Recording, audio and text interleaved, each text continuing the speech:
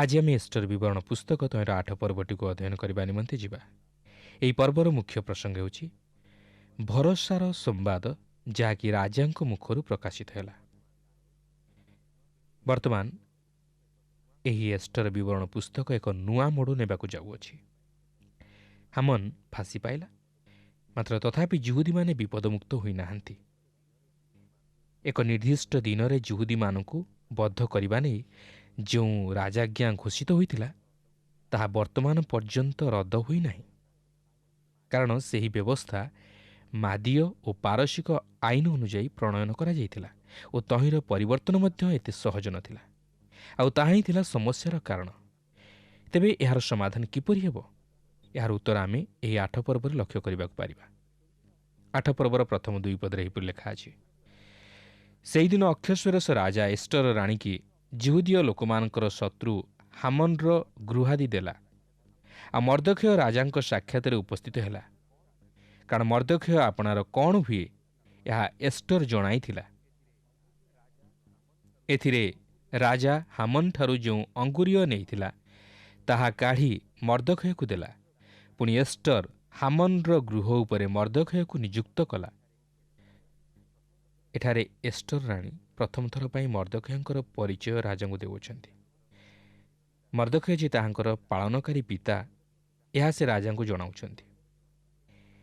ଏହି ମର୍ଦ୍ଦୋଖେୟ ହାମନଙ୍କ ନିକଟରେ ନତମସ୍ତକ ନ ହେବାରୁ ଏହିପରି ଏକ ମୃତ୍ୟୁଜନକ ତଥା ଭୟଙ୍କର ରାଜାଜ୍ଞା ଘୋଷିତ ହୋଇଥିଲା।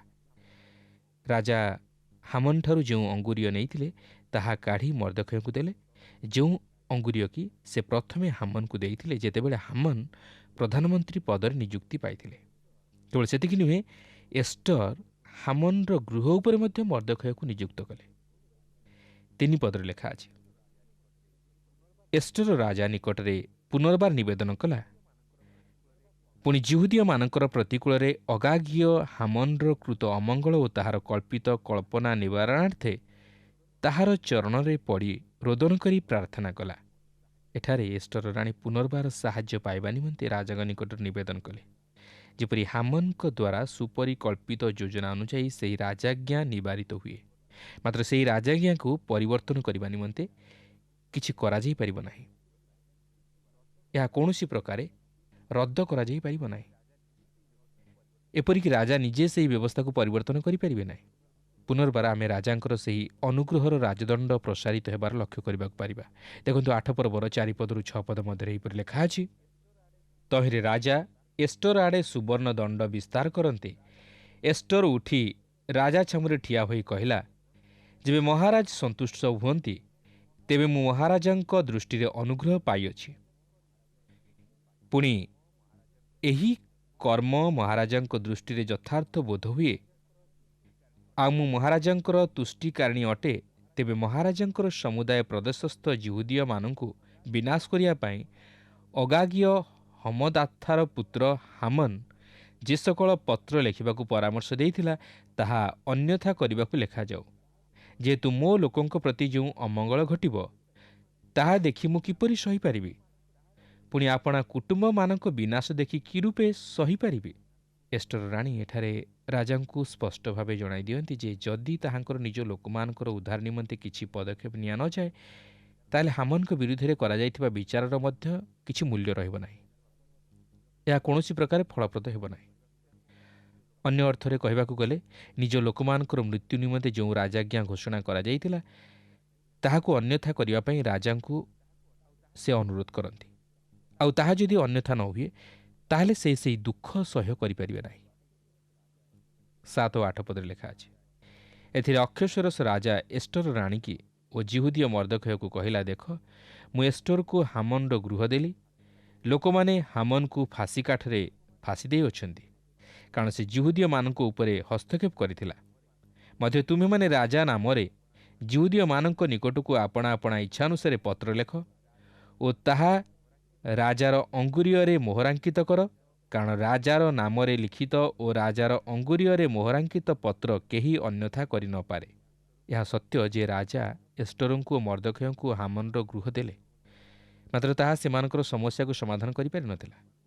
ହାମନକୁ ପୂର୍ବରୁ ଯେପରି ଥିଲା ଏବେ ବି ମଧ୍ୟ ସେହିପରି ବିପଦ ସେମାନଙ୍କ ନିମନ୍ତେ ରହିଅଛି ଯେପର୍ଯ୍ୟନ୍ତ ସେହି ରାଜାଜ୍ଞାକୁ ଅନ୍ୟଥା କରାଯାଇ ନାହିଁ। ତେବେ ରାଜା ସେମାନଙ୍କୁ ଆଶ୍ୱାସନା ଦେଇ ସେହି ସମସ୍ୟାର ସମାଧାନ ନିମନ୍ତେ ଏକ ଯୋଜନା ପ୍ରସ୍ତୁତ କଲେ। ଆଉ ତାହା ହେଉଛି ଯେ ସେ ମର୍ଦ୍ଦଖୟକୁ ସମସ୍ତ ଜିହୁଦୀମାନଙ୍କ ନିକଟକୁ ଆପଣା ଇଚ୍ଛାନୁସାରେ ପତ୍ର ଲେଖି ରାଜାଙ୍କର ଅଙ୍ଗୁରୀରେ ମୋହରାଙ୍କିତ କରି ତାହା ପଠାଇବା ନିମନ୍ତେ ସ୍ୱାଧୀନତା ଦେଲେ ଓ ତାହା ଜିହୁଦୀମାନଙ୍କ ସପକ୍ଷରେ ଥିଲା। ଓ ଏହା ଏକ ନୂତନ ରାଜାଜ୍ଞା ଥିଲା। ଯଦି କେହି ଜିହୁଦୀମାନଙ୍କ ବିପକ୍ଷରେ ଯାଏ ତାହେଲେ ତାହାକୁ ବଧ କରିବା ନିମନ୍ତେ ରାଜାଙ୍କର ଆଜ୍ଞା ଥିଲା। 8 ପର୍ବର 9 ପଦରୁ 12 ପଦ ମଧ୍ୟରେ ଏହିପରି ଲେଖା ଅଛି, ତେଣୁ ତୃତୀୟ ମାସର ଅର୍ଥାତ୍ ସିବନ ମାସର 23 ଦିନରେ ରାଜାର ଲେଖକମାନେ ଆହୁତ ହୁଅନ୍ତେ। ମର୍ଦ୍ଦଖୟର ସକଳ ଆଜ୍ଞାନୁସାରେ ଜିହୁଦୀୟମାନଙ୍କ ନିକଟକୁ ଓ ହିନ୍ଦୁସ୍ଥାନଠାରୁ କୁଶଦେଶ ପର୍ଯ୍ୟନ୍ତ 127 ପ୍ରଦେଶାନ୍ତର୍ଗତ ପ୍ରତ୍ୟେକ ପ୍ରଦେଶର ଅକ୍ଷରାନୁସାରେ କ୍ଷିତିପାଳ ଓ ଶାସନକର୍ତ୍ତା ଓ ପ୍ରଦେଶାଧିପତିମାନଙ୍କ ନିକଟକୁ, ପୁଣି ପ୍ରତ୍ୟେକ ଗୋଷ୍ଠୀକି ସେମାନଙ୍କ ଭାଷାନୁସାରେ, ଆଉ ଜିହୁଦୀୟ ଲୋକମାନଙ୍କ ନିକଟକୁ ସେମାନଙ୍କ ଅକ୍ଷର ଓ ଭାଷାନୁସାରେ ପତ୍ର ଲିଖିତ ହେଲା। ପୁଣି ସେ ରାଜା ଅକ୍ଷଶ୍ୱେରସ ନାମରେ ଲେଖି ଓ ରାଜାର ଅଙ୍ଗୁରୀୟରେ ମୋହରାଙ୍କିତ କରି ଅଶ୍ୱଶାଳା ଜାତ ରାଜକୀୟ ଅଶ୍ୱବାହନରୂଢ଼ ଦ୍ରୁତଗାମୀ ଦୂତଗଣ ହସ୍ତରେ ପତ୍ର ପଠାଇଲା। ଜିହୁଦୀମାନଙ୍କୁ ବଧ କରିବା ନିମନ୍ତେ ପ୍ରଣୟନ କରାଯାଇଥିଲା, ତହିଁରେ କୌଣସି ପରିବର୍ତ୍ତନ କରାଯାଇନଥିଲା, କାରଣ ଏହାକୁ କୌଣସି ପ୍ରକାରେ ପରିବର୍ତ୍ତନ କରାଯାଇପାରିବ ନାହିଁ ବା ଅନ୍ୟଥା କରାଯାଇପାରିବ ନାହିଁ। କିନ୍ତୁ ବର୍ତ୍ତମାନ ଅନ୍ୟ ଏକ ରାଜାଜ୍ଞା ପ୍ରଥମ ରାଜାଜ୍ଞା ପରି ପ୍ରଣୟନ କରାଯାଇଅଛି ଓ ଏହା ରାଜାଙ୍କ ନାମରେ ସ୍ୱାକ୍ଷରିତ ହୋଇଅଛି ଓ ରାଜାଙ୍କର ସମସ୍ତ କ୍ଷମତା ବର୍ତ୍ତମାନ ଜିହୁଦୀମାନଙ୍କର ସପକ୍ଷ ହୋଇଅଛି।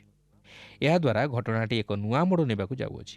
ଯେତେବେଳେ ଏହି ନୂତନ ରାଜାଜ୍ଞା ଜିହୁଦୀମାନଙ୍କର ସପକ୍ଷରେ ହୋଇଅଛି, ସେମାନଙ୍କର ହୃଦୟ ଆନନ୍ଦରେ ପରିପୂର୍ଣ୍ଣ ହୋଇଅଛି।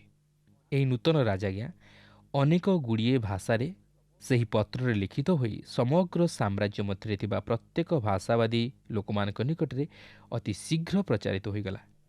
ଏହି ନୂତନ ଆଜ୍ଞା ଜିହୁଦୀମାନଙ୍କର ଉଦ୍ଧାର ନିମନ୍ତେ ଏକ ପଥ ଖୋଲିଦେଲା। ମାତ୍ର ଏହି ଘଟଣା ମଧ୍ୟ ଦେଇ ଆମମାନଙ୍କର ଆତ୍ମିକ ଜୀବନ ନିମନ୍ତେ ମଧ୍ୟ ଏକ ମହାନ ଶିକ୍ଷା ମିଳେ। ଏହା ଧର୍ମଶାସ୍ତ୍ର ମଧ୍ୟରେ ଆମମାନଙ୍କ ପରିତ୍ରାଣ ବିଷୟ ନେଇ ଏକ ସୁନ୍ଦର ଛବି ପ୍ରଦାନ କରେ। ଏହା ଯଦିଓ ବର୍ତ୍ତମାନ ଦୃଷ୍ଟାନ୍ତ ସ୍ୱରୂପେ ବିଶେଷ ବ୍ୟବହାର କରାଯାଏ ନାହିଁ, ମାତ୍ର ଏହା ଏକ ପରିତ୍ରାଣ ସମ୍ବନ୍ଧୀୟ ଛବି ଥିଲା, ଯାହାକି ସିଧାସଳଖ ଈଶ୍ୱରଙ୍କ ଦ୍ୱାରା ପ୍ରଦାନ କରାଯାଇଥିଲା।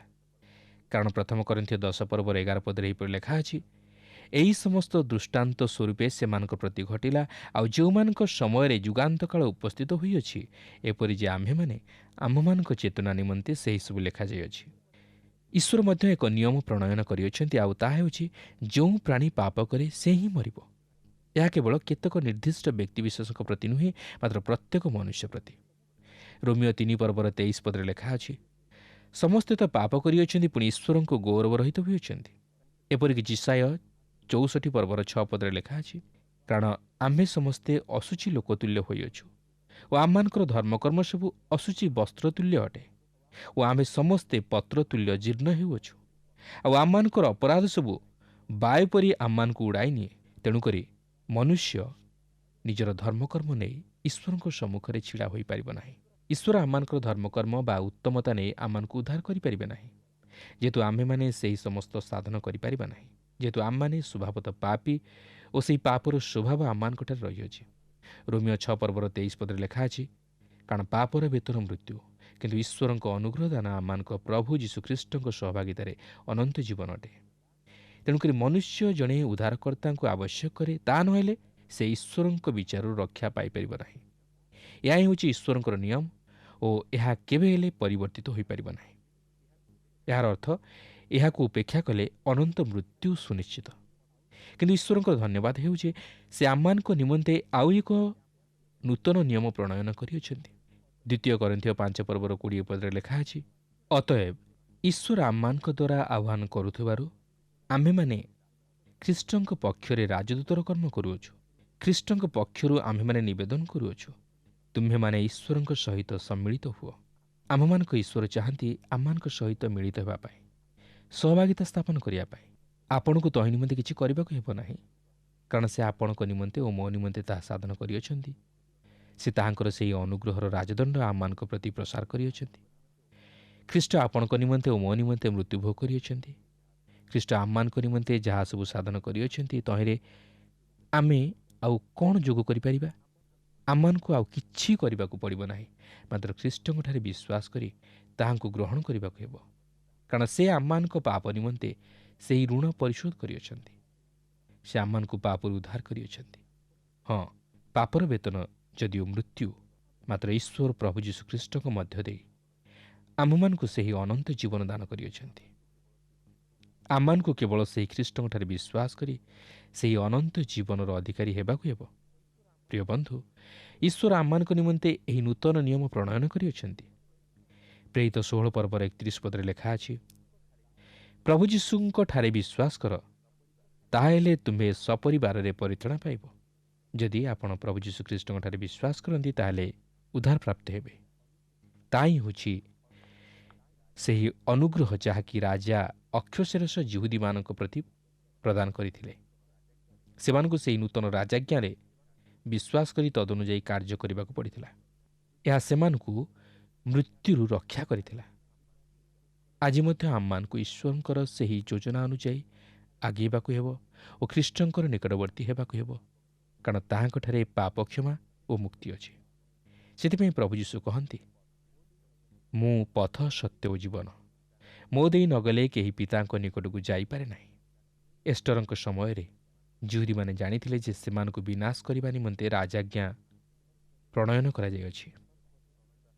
ସେମାନଙ୍କୁ ମଧ୍ୟ ବିଶ୍ୱାସ କରିବାକୁ ଥିଲା ଯେ ରାଜା ସେମାନଙ୍କ ସପକ୍ଷରେ ଅଛନ୍ତି ଓ ସେମାନଙ୍କ ରକ୍ଷା ନିମନ୍ତେ ଆଉ ଏକ ନୂତନ ରାଜାଜ୍ଞା ପ୍ରଦାନ କରିଅଛନ୍ତି। ଆମେ ମଧ୍ୟ ସେହିପରି ବିଶ୍ୱାସ କରିବା ଉଚିତ ଯେ ଈଶ୍ୱର ଯଦିଓ ପାପର ପ୍ରତିଫଳଦାତା, ମାତ୍ର ସେ ମଧ୍ୟ ଆମମାନଙ୍କର ଅନୁଗ୍ରହକାରୀ ଈଶ୍ୱର। ସେ ଆମମାନଙ୍କ ନିମନ୍ତେ ସେହି ଉଦ୍ଧାରର ପଥ ପ୍ରସ୍ତୁତ କରିଅଛନ୍ତି। ସେ ହିଁ ରାଜାମାନଙ୍କର ରାଜା ଓ ପ୍ରଭୁମାନଙ୍କର ପ୍ରଭୁ ଯୀଶୁ। ସେ ହେଉଛନ୍ତି ଆମମାନଙ୍କର ସେହି ପ୍ରଭୁ ଯୀଶୁ ଖ୍ରୀଷ୍ଟ, ଆମମାନଙ୍କର ସପକ୍ଷ, ଓ ସେ ଆମମାନଙ୍କୁ ଈଶ୍ୱରଙ୍କ ସହିତ ମିଳିତ କରାଇଅଛନ୍ତି ଓ ସେହି ଅନୁଗ୍ରହର ଅଧିକାରୀ କରାଇଅଛନ୍ତି।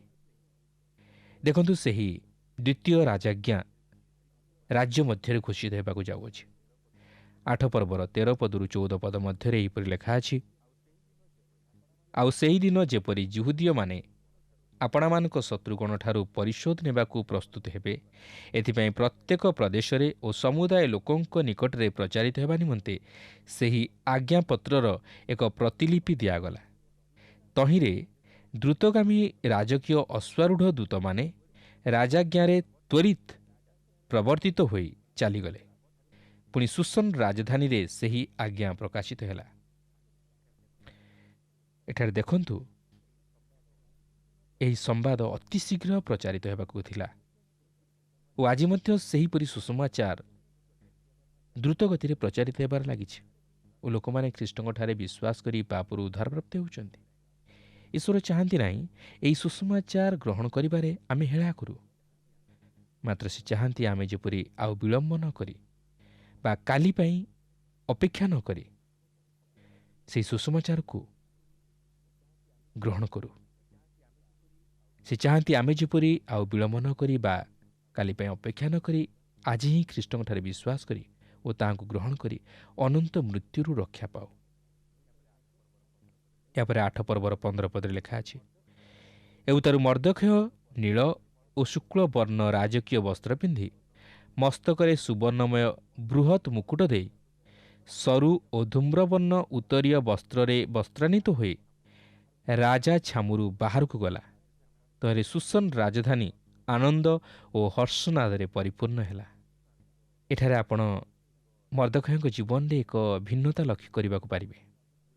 ସେହି ପୁରାତନ ରାଜାଜ୍ଞା ମର୍ଦ୍ଦୋଖେୟଙ୍କ ଜୀବନରେ ଦୁଃଖର ଛାୟା ଖେଳାଇ ଦେଇଥିଲା ଓ ମର୍ଦ୍ଦୋଖେୟଙ୍କୁ ସେହି ଅଖା ଓ ଭସ୍ମ ପିନ୍ଧାଇଲା। ମାତ୍ର ଏହି ନୂତନ ରାଜାଜ୍ଞା ମର୍ଦ୍ଦୋଖେୟ ଓ ସମସ୍ତ ଯିହୁଦୀମାନଙ୍କ ହୃଦୟରେ ଆନନ୍ଦ ଭରି ଦେଇଥିଲା ଓ ମର୍ଦ୍ଦୋଖେୟଙ୍କୁ ରାଜବସନ ପିନ୍ଧାଇଥିଲା। ହାମାନଙ୍କ ଦ୍ୱାରା ପ୍ରଚଳିତ ରାଜାଜ୍ଞା ଦୁଃଖ ଭରି ଦେଇଥିଲା, ମାତ୍ର ରାଜାଙ୍କ ଦ୍ୱାରା ପ୍ରଚଳିତ ରାଜାଜ୍ଞା ଆନନ୍ଦ ଭରି ଦେଇଥିଲା। ଠିକ୍ ସେହିପରି ପରିତ୍ରାଣ ଆମମାନଙ୍କ ଜୀବନରେ ଆନନ୍ଦ ଭରିଦିଏ। ଏହା ଆମମାନଙ୍କୁ ସେହି ଧାର୍ମିକତା ରୂପ ବସ୍ତ୍ରରେ ବସ୍ତ୍ରାନ୍ୱିତ କରାଏ। ମାତ୍ର ଏହା କେବଳ ସେହି ଖ୍ରୀଷ୍ଟଙ୍କଠାରେ ବିଶ୍ୱାସ ହିଁ ପ୍ରାପ୍ତ ହୋଇଥାଏ। ଏହାପରେ 16 ପଦରେ ଲେଖା ଅଛି, ଆଉ ଜିହୁଦୀୟମାନଙ୍କର ଦୀପ୍ତି ଓ ଆନନ୍ଦ ଓ ହର୍ଷ ଓ ସମ୍ଭ୍ରମର ଉଦୟ ହେଲା। ଏହା ହିଁ ଥିଲା ବାସ୍ତବ ଆନନ୍ଦ, ବାସ୍ତବ ଶାନ୍ତି ଓ ବାସ୍ତବ ଆତ୍ମିକ ପରିତୃପ୍ତି। ସେହି ଆଲୋକ ଈଶ୍ୱର ଆପଣଙ୍କୁ ଦେଇପାରନ୍ତି। ପ୍ରଭୁ ଯୀଶୁଖ୍ରୀଷ୍ଟ ହେଉଛନ୍ତି ଜଗତର ଜ୍ୟୋତି। ସେ ମଧ୍ୟ ଆମମାନଙ୍କର ଆନନ୍ଦ ଓ ଉଲ୍ଲାସ ଓ ସେହି ଆମମାନଙ୍କର ସମ୍ମାନ ଓ ଗୌରବ। ଯେତେବେଳେ ଜଣେ ଖ୍ରୀଷ୍ଟଙ୍କୁ ପାଏ ସେତେବେଳେ ସେ ଏହି ସମସ୍ତର ଅଧିକାରୀ ହୁଏ। ତାହାର ହୃଦୟ ଆନନ୍ଦରେ ଉଛୁଳି ଉଠେ। ସେ ଅପୂର୍ବ ଶାନ୍ତି ଓ ଆନନ୍ଦ ଲାଭ କରେ। ଆଜି ଯଦି ଆପଣ ବାସ୍ତବରେ ଶାନ୍ତି ପାଇପାରୁନାହାନ୍ତି, ତାହେଲେ ଖ୍ରୀଷ୍ଟଙ୍କ ନିକଟକୁ ଯାଆନ୍ତୁ। ସେ ଆପଣଙ୍କୁ ବାସ୍ତବ ଶାନ୍ତି ଓ ଆନନ୍ଦ ପ୍ରଦାନ କରିବେ। ଏହାପରେ 17 ପଦରେ ଲେଖା ଅଛି, ପୁଣି ପ୍ରତି ପ୍ରଦେଶରେ ଓ ପ୍ରତି ନଗରରେ ଯେକୌଣସି ସ୍ଥାନରେ ରାଜାଜ୍ଞା ଓ ନିୟମପତ୍ର ଉପସ୍ଥିତ ହେଲା, ସେହି ସ୍ଥାନରେ ଜିହୁଦୀୟମାନଙ୍କର ଆନନ୍ଦ ଓ ଆମୋଦ ଓ ଭୋଜ ଓ ମଙ୍ଗଳର ଦିନ ହେଲା। ପୁଣି ଦେଶର ଅନେକ ଲୋକ ଜିହୁଦୀୟ ମତାବଲମ୍ବୀ ହେଲେ, ଯେହେତୁ ସେମାନେ ଜିହୁଦୀୟମାନଙ୍କ ସକାଶେ ଭୀତ ହେଲେ। କାହିଁକି? ଯେହେତୁ ରାଜା ସେମାନଙ୍କର ସପକ୍ଷ ହୋଇଥିଲେ। ସେହି ନୂତନ ରାଜାଜ୍ଞା ସେମାନଙ୍କର ଜୀବନକୁ ରକ୍ଷା କରିଥିଲା। ଦେଖନ୍ତୁ, ଜିହୁଦୀମାନଙ୍କୁ ଭୟ କରି ଅନେକ ଜିହୁଦୀ ହେଲେ। ଏହାର ଅର୍ଥ ସେମାନେ ଜିହୁଦୀମାନଙ୍କର ସତ୍ୟ ଓ ଜୀବନ୍ତ ଈଶ୍ୱରଙ୍କୁ ଗ୍ରହଣ କଲେ।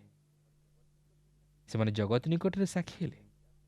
ଇସ୍ରାଏଲ ଜାତି ସମଗ୍ର ଜଗତ ନିକଟରେ ସାକ୍ଷ୍ୟ ସ୍ୱରୂପ ହେଲେ।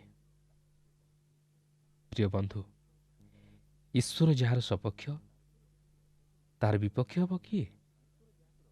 ଈଶ୍ୱର ଯାହାକୁ ରକ୍ଷା କରିବେ, ତାହାକୁ ବିନାଶ କରିବ କିଏ? କିନ୍ତୁ ଆମେ କ'ଣ ଆଜି ଈଶ୍ୱରଙ୍କ ଅନୁଗ୍ରହର ଅଧିକାରୀ ହୋଇପାରିଛୁ କି? ଆମେ କ'ଣ ଖ୍ରୀଷ୍ଟଙ୍କୁ ଗ୍ରହଣ କରିପାରିଛୁ କି? ଈଶ୍ୱର ଆମମାନଙ୍କ ନିମନ୍ତେ ସେହି ଅନୁଗ୍ରହର ରାଜଦଣ୍ଡ ଏବେ ବି ବିସ୍ତାର କରିଅଛନ୍ତି ଓ ସେ ଏବେ ବି ଆମମାନଙ୍କୁ ସେହି ପରିତାଣ ଯାଚନ୍ତି। ମାତ୍ର ଆମେ କ'ଣ ତାହା ଗ୍ରହଣ କରିବା ପାଇଁ ପ୍ରସ୍ତୁତ କି? ଆମେ କ'ଣ ସେହି ଅନୁଗ୍ରହର ରାଜଦଣ୍ଡକୁ ସ୍ପର୍ଶ କରିବା ପାଇଁ ବିଶ୍ୱାସର ସହିତ ପଦକ୍ଷେପ ନେଉ କି? କିନ୍ତୁ ଈଶ୍ୱର ଆମମାନଙ୍କର ଅନୁଗ୍ରହକାରୀ ଈଶ୍ୱର, ଆଉ ସେ ସେହି ଅନୁଗ୍ରହ ଖ୍ରୀଷ୍ଟଙ୍କ ମାଧ୍ୟମରେ ଆଜି ସମଗ୍ର ମାନବ ଜାତି ପ୍ରତି ପ୍ରକାଶ କରିଅଛନ୍ତି। ଯିଏ ଖ୍ରୀଷ୍ଟଙ୍କଠାରେ ବିଶ୍ୱାସ କରି ତାହାଙ୍କୁ ନିଜ ହୃଦୟରେ ଉଦ୍ଧାରକର୍ତ୍ତା ରୂପେ ଗ୍ରହଣ କରେ, ସେ ହିଁ ପିତା ଈଶ୍ୱରଙ୍କର ସନ୍ତାନ ହେବାର ଅଧିକାର ପ୍ରାପ୍ତ ହୁଏ। ସେଥିପାଇଁ ପ୍ରଭୁ ଯୀଶୁ କହନ୍ତି, ମୁଁ ପଥ, ସତ୍ୟ ଓ ଜୀବନ, ମୋ ଦେଇ ନଗଲେ କେହି ପିତାଙ୍କ ନିକଟକୁ ଯାଇପାରେ ନାହିଁ। ପ୍ରିୟ ବନ୍ଧୁ, ଆମେ ଭୟ କରିବା ନାହିଁ। ଆମମାନେ ଯେତେ ପାପୀ ହେଲେ ମଧ୍ୟ, ଆଉ ଈଶ୍ୱରଙ୍କର ବ୍ୟବସ୍ଥା ଯେତେ କଠିନ ହେଲେ ମଧ୍ୟ ଈଶ୍ୱରଙ୍କର ହୃଦୟ କଠିନ ନୁହେଁ। ସେ ଆମମାନଙ୍କ ପ୍ରତି ଦୟା କରୁଅଛନ୍ତି, ଅନୁଗ୍ରହ କରୁଅଛନ୍ତି, ଆମମାନଙ୍କୁ ସୁଯୋଗ ଦେଉଅଛନ୍ତି ତାଙ୍କ ନିକଟବର୍ତ୍ତୀ ହେବା ପାଇଁ, ଆଉ ତାହା ଖ୍ରୀଷ୍ଟଙ୍କ ମାଧ୍ୟମରେ। ତେଣୁ ଆସୁ, ଜୀବନର ପ୍ରତି ଅବସ୍ଥାରେ ଆମେ ସେହି ପ୍ରଭୁ ଯୀଶୁ ଖ୍ରୀଷ୍ଟଙ୍କଠାରେ ବିଶ୍ୱାସରେ ସ୍ଥିର ରହୁ। ଯଦିଓ ଆଜି ଆମମାନେ ବ୍ୟବସ୍ଥାର ଅଧୀନରେ ନାହୁଁ, ମାତ୍ର ଆମମାନେ ଖ୍ରୀଷ୍ଟଙ୍କ ଅଧୀନରେ ଅଛୁ। ଆଉ ଯେତେବେଳେ ଆମମାନେ ଖ୍ରୀଷ୍ଟଙ୍କ ଅଧୀନରେ ଅଛୁ, ଆମମାନଙ୍କୁ ଖ୍ରୀଷ୍ଟଙ୍କର ଆଦେଶ ଅନୁଯାୟୀ, ଖ୍ରୀଷ୍ଟଙ୍କର ଆଜ୍ଞା ଅନୁଯାୟୀ ଜୀବନଯାପନ କରିବାକୁ ହେବ। ଆଉ ମୁଁ ଭାବେ ଯେ ବ୍ୟବସ୍ଥା ଅପେକ୍ଷା ଖ୍ରୀଷ୍ଟଙ୍କ ଆଜ୍ଞା ମଧ୍ୟ ଆହୁରି କଠିନତର। କିନ୍ତୁ ପ୍ରଭୁ ଯୀଶୁ ଆମମାନଙ୍କୁ ପ୍ରେମ କରନ୍ତି। ସେ ଆମମାନଙ୍କ ଦୁର୍ବଳତା ଜାଣନ୍ତି। କିନ୍ତୁ ସେ ଚାହାନ୍ତି ଯେପରି ଆମମାନେ ଅନୁତାପ କରି ତାହାଙ୍କ ନିକଟକୁ ଫେରିଆସୁ, ତାହେଲେ ସେ ଆମମାନଙ୍କୁ କୋଳେଇ ନେବେ, ସେମାନଙ୍କୁ ଉଦ୍ଧାର କରିବେ। ଅନେକ ସମୟରେ ଆମମାନେ ନିଜର ପାପ ବିଷୟ ନେଇ ଚିନ୍ତା କରି ଯେତେବେଳେ ନିରାଶ ହୋଇଯାଉ, ହତାଶ ହୋଇଯାଉ, ସେତେବେଳେ ଆମେ ଭାବୁ ଯେ ଆମମାନେ ଆଉ ଉଦ୍ଧାର ପାଇପାରିବୁ ନାହିଁ। କିନ୍ତୁ ପ୍ରଭୁ ଯୀଶୁ ଆମମାନଙ୍କର ସମସ୍ତ ପାପକୁ ବହନ କରିବା ପାଇଁ ସେ କ୍ରୁଶରେ ହତ ହେଲେ, ଆଉ ସେ କ୍ରୁଶରେ ଆମମାନଙ୍କର ସମସ୍ତ ପାପ ସେ ବହନ କରିଅଛନ୍ତି। ତେଣୁ ଆମମାନେ କାହିଁକି ଭୟ କରିବା? ଆମମାନେ କାହିଁକି ଭାଙ୍ଗି ପଡ଼ିବା? ଆଜି ଅନେକ ନିଜର ପାପ ଏବଂ ନିଜର ସମସ୍ତ ଅଧର୍ମକୁ ଚିନ୍ତା କରି ସେମାନେ ଈଶ୍ୱରଙ୍କଠାରୁ ଆହୁରି ଅଧିକ ଦୂରବର୍ତ୍ତୀ ଜୀବନଯାପନ କରି ନିଜର ଜୀବନକୁ ବିନାଶ କରନ୍ତି। କିନ୍ତୁ ପ୍ରଭୁଙ୍କର ବାକ୍ୟ କହେ, ହେ ପରିଶ୍ରାନ୍ତ ଭାରଗ୍ରସ୍ତ ଲୋକ ସମସ୍ତେ ମୋ ନିକଟକୁ ଆସ, ମୁଁ ତୁମମାନଙ୍କୁ ବିଶ୍ରାମ ଦେବି। ତେଣୁ ଆସୁ ସେହି ପ୍ରଭୁ ଯୀଶୁଙ୍କର ଶରଣାପନ୍ନ ହୋଇ ତାହାଙ୍କ ନିକଟରେ ନିଜର ସମସ୍ତ ପାପ ସ୍ୱୀକାର କରି ପାପରୁ ଉଦ୍ଧାରପ୍ରାପ୍ତ ହୋଇ ଏକ ଅନନ୍ତ ଜୀବନର ଅଧିକାରୀ ହେଉ। ପ୍ରଭୁ ପ୍ରତ୍ୟେକଙ୍କୁ ଆଶୀର୍ବାଦ କରନ୍ତୁ।